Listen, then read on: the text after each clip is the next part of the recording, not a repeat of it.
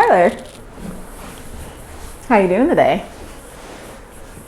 Welcome to another channeled Reiki session.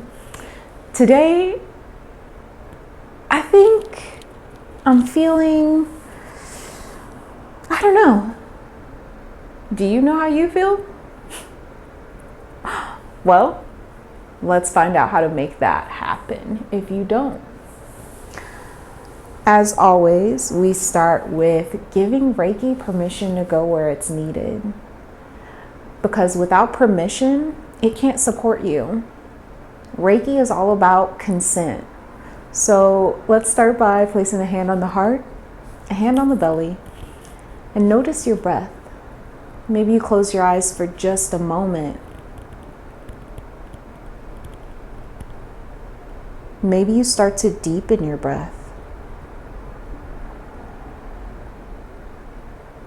Maybe you notice how you feel.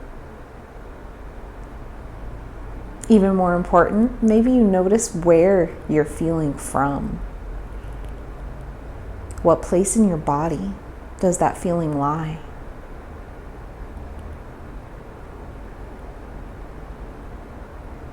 And in this moment, we begin by giving Reiki permission to go where it's needed at this time for our highest good and for the highest good of all involved.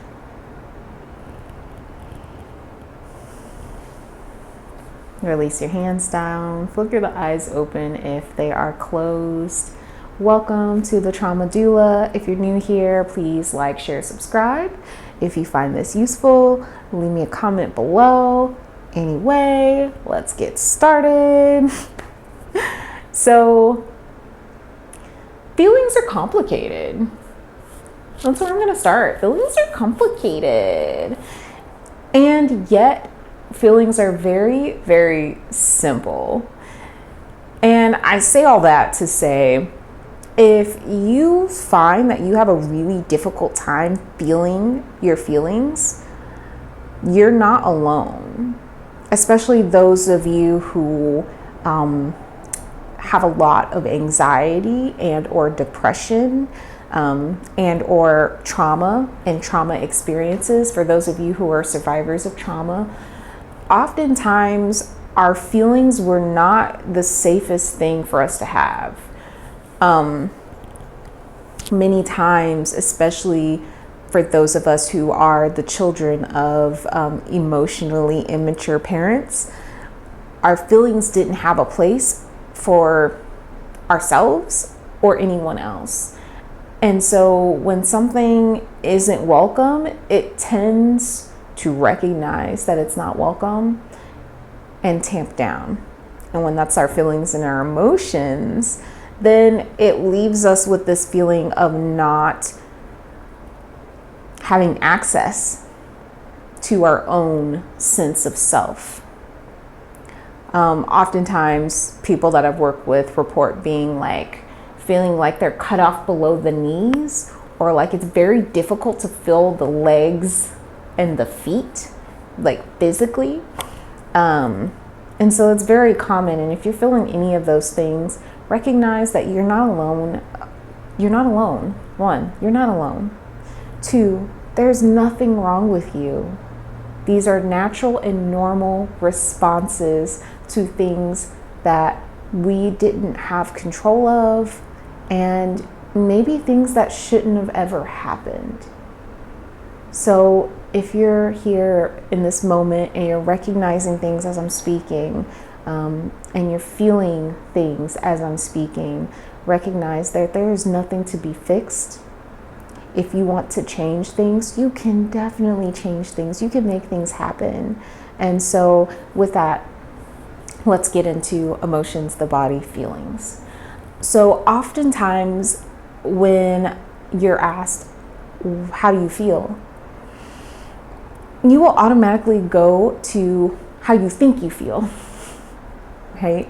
But something that I want you to recognize fully in this moment is that feelings and emotions are physiological body responses. When you have a feeling, physiologically, things start happening. Parts of your body get hot, parts of your body get cold, parts of your body get sweaty and clammy, right?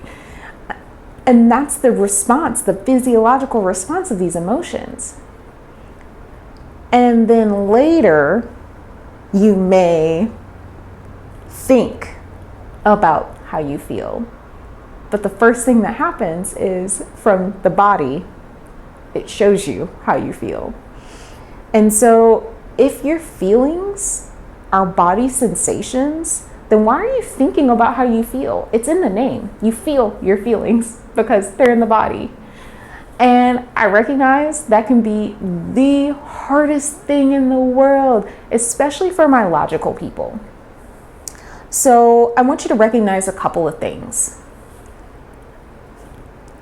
Feelings often start in the body. Feelings are not logical. Feelings are not wrong. All feelings are welcome. I feel like I'm saying the word feelings a lot. See, that was a thought, that wasn't a feeling. See what I mean? Love when that happens. But really, feelings aren't logical. Let's start there. Oftentimes, when we have encountered and gone through super traumatic experiences, and then, 20 years later, you're in a different place where you're not continuing to experience those things, and you're feeling sad all the time, or you're crying all the time, or you're angry a lot consistently. And you'll say, I don't know why I'm angry. I don't know why I'm sad. Everything seems fine, right? I don't know why I feel anxious constantly. Everything seems fine right now. And we judge everything based on our past experiences. So when you've been through hell, and you know what I mean when I say you've been through hell, you've been through hell, you've been through hell, and you're in a different place and things are, good. Maybe they're not amazing. Maybe you didn't become a millionaire, whatever, but you're good in life. Everything's fine. Oftentimes, those unfelt emotions and responses that we were not safe to feel will start coming up. It's that old paradigm where it's like, if you don't take care of it now, it will take care of you later. When they talk about taking care of yourself or resting and things like that, if you don't rest now, rest will find you later and you won't have a choice. That's kind of how feelings work, especially when you are a survivor. Okay, so recognize feelings aren't logical. Feelings come back when you haven't felt them, and they get stronger and stronger. And then you will find yourself saying, I don't understand why I feel X, Y, and Z. That's the first thing. Okay?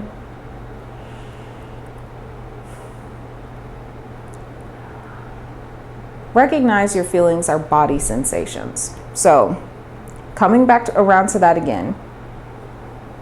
It started here before you recognized what you felt. A body sensation came up. Whether that's cold hands, really hot hands, sweaty hands, clammy, racing heart, slow breath, fast breath. All of these are responses to feelings before you recognize with your logical mind that there is even a feeling there. Once you start to recognize that your body is giving you these messages, you can start to listen to those messages. And this is where things get a little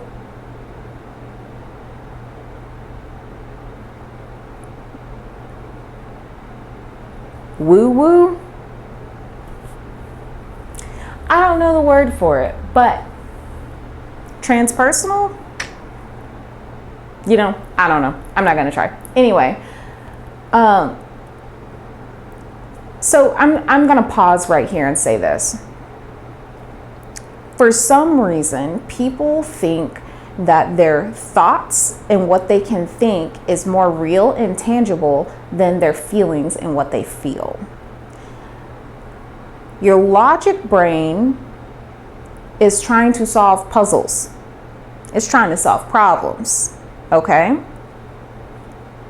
And so if you give a feeling to your logic brain, it sees it as a problem and it's going to try to solve it. So we want to try to avoid that, right? Because your feeling is not a problem. Your emotions are not a problem. They are simply messages from our body that is telling us information about the environment and about ourselves. The other thing that kind of starts to happen as you heal or kind of shift is sometimes you take ownership of your feelings, because we take ownership of things because we think we own everything. Like, you don't own your thoughts. You are not your thoughts. You are not your feelings. Oftentimes people will say, I am sad. You are not sadness. Sadness is appearing and telling you something.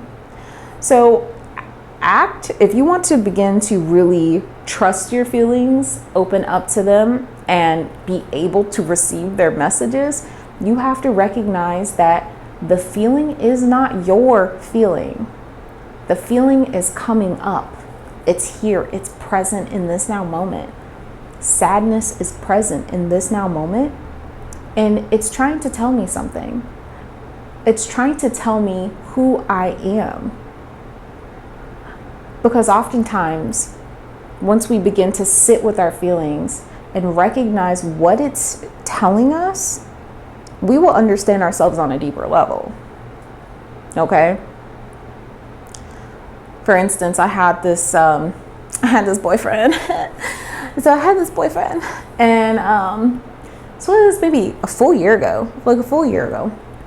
And this person was very fun when they were fun, but was very explosive with energy and let their emotions control them and placed the responsibility of their emotions on other people. And while that is a stage to be in and a state to be in, and that is a very easy thing to fall into, it's not healthy, right?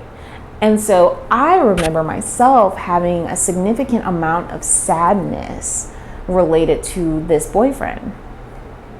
And I began to recognize that the sadness was because I felt like this person was fun and a good person to be around. And I felt like they had a good heart, but they were not healthy enough to be in a relationship. And if I continued that relationship, I would be teaching them and showing them how to be an emotionally healthy person. And that was not my responsibility.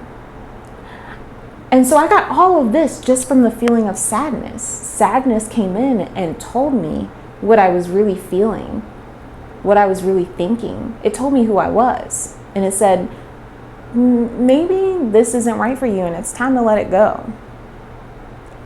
All your feelings are messengers. Oftentimes sadness is the feeling of something needs to give, something needs to be released. And what that is, only you can know. It's only by listening to your own messages, your own feelings, that you can begin to find your higher truth. So I'm just going to walk you through a little practice that is dialoguing with your feelings and recognizing them. And this is just the beginning. This is just a start.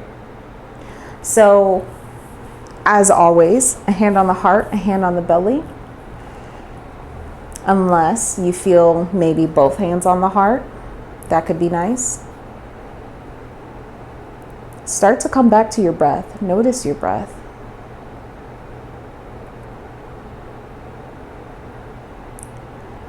And begin to notice your body. Notice what it wants to do at this moment. Maybe you feel like stretching the legs out or moving the head side to side, circling your shoulders. Listen to the body and see what it wants to do.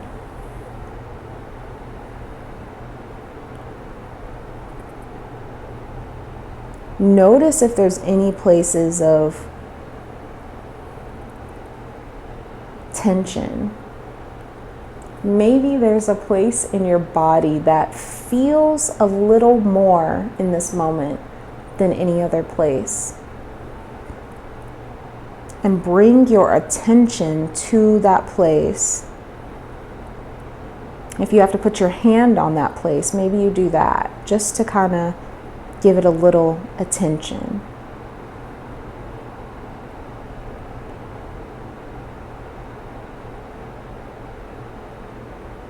Notice if any thoughts,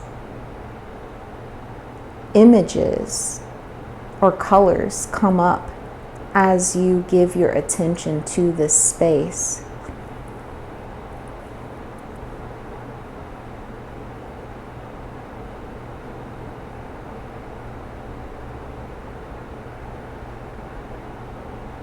Thank the space. Say thank you to the space that just gave you this message. Let it know that you will try to listen to it as best as you can. Let it know that you will be a safe place for it, even if no one else will.